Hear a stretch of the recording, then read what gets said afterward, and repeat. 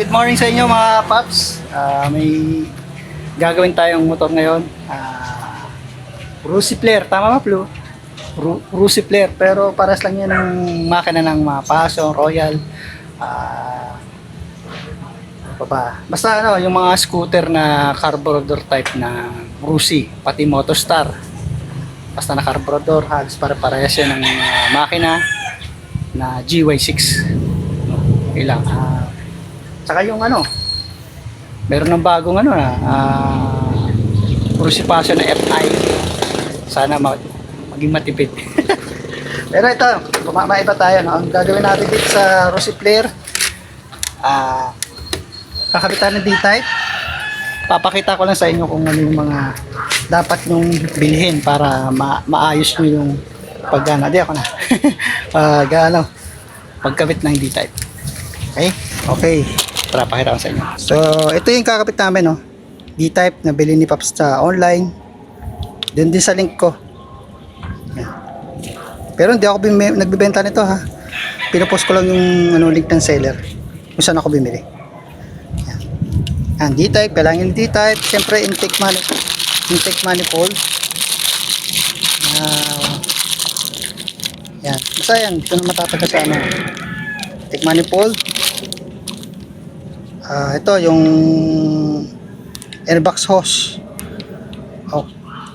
Kailangan nyo rin magpalit nito para hindi na, kasi iba kasi ginagawa, pinipilit yung ganitong klase na ano, na ganitong pinipilit nilang isalpak nyo sa D-type dito.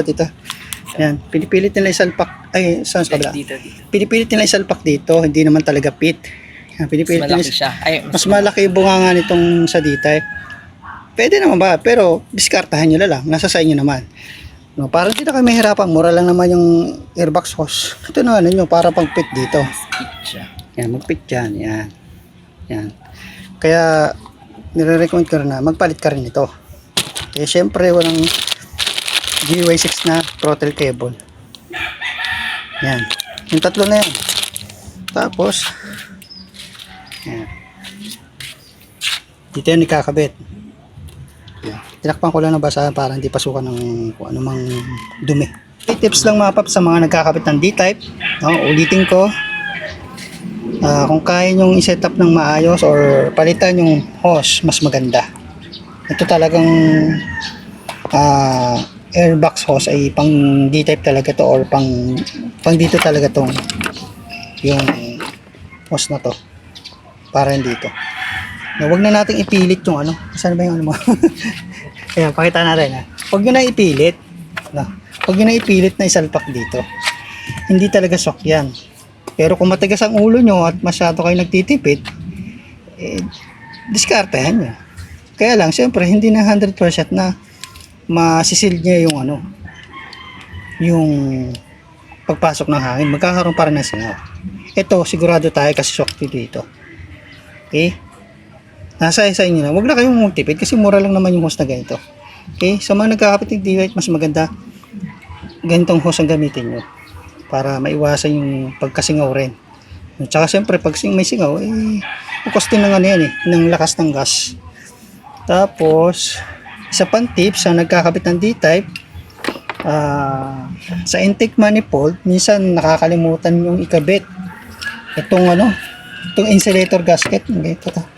May ano na kasi ako, may nilagay pa kasi akong gasket dito. Ito. Insulator gasket, yung black na yan. Kung nakikita nyo. Parang ganito, ito.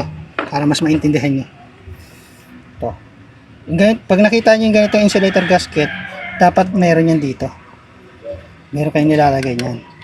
Ibang mekaniko na nagkakabit, basta lang kabit, no, nakakalamay kabit to. Tapos irerekta na agad tong intake manifold.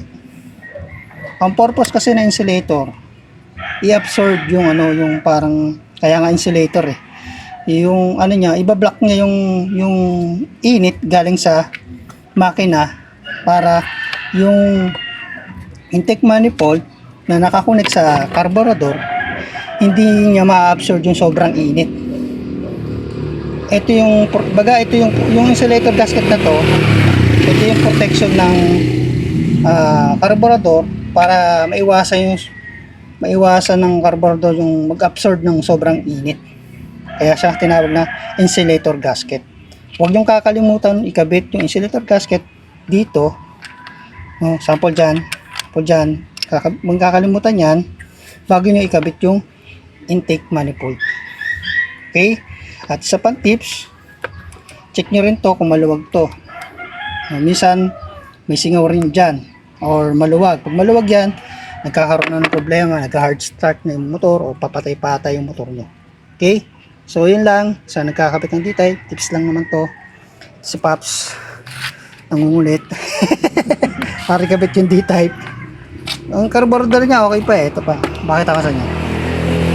Kita nyo no? Ayan napakalinis pero okay pa to. Napatipid natin to kahit papaano. Pero nakabili na kasi siya ng D-type kaya gusto niya ma-experience yung D-type. So ikakabit natin. Okay, update lang sa ginawa nating or kinabitan natin ng D-type na Prusi Flare.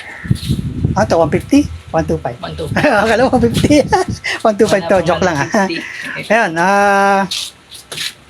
nagpakabit si Pap ng D-type. No, hindi niya to binili sa akin, in-order niya to online. No? Kasi hindi ako nagbebenta niyan. Para at least makamenas din sa gastos sa kanila. No. So ganito mga Paps, papakita ko lang sa inyo kung ano yung paano yung style ng pagkakabit namin, no. Yung ulit ko kapag kakabit kayo ng D-type, nagpalit din kayo ng fuel hose. No. Kailangan kasi intact, walang singaw. Tapos dito walang singaw sa intake manifold. Maayos yung pagkakabit dito sa intake manifold. Lalo na to yung mga hose na yan. Hindi yan simpleng hose lang yan. Ito yung vacuum hose na nakakonekta dun sa fuel cock. Okay? So, napaka-importante niyan. Dapat walang maluwag sa mga hose. Intact talaga. Okay? Sa pagtotono naman, ito nasa number 2 adjustment nito. Tapos tinono ko yung carburetor, pinihit. Hindi ko alam kung ano exact kasi basta pinihit ko lang. At depende kasi sa response ng makina ang pagtotono. So hindi ko na nabilang kung ilang pihit. Okay? So ang importante dito ay matipid sa gas at hindi siya malakas sa gas. Ayun na naman talaga ang goal natin sa mga ganitong klaseng motor. Yun lang, okay na to. Start mga Paps kung tatakbo ba to o aandar ba to o hindi aandar. Ako ayaw mandar. Ayaw mandar, huwag nila lang umandar. So yan. Okay, mandar naman. Yan, sa mga gusto magkabit ng D-type, no, make sure lang na ipakabit nyo sa talagang marunong.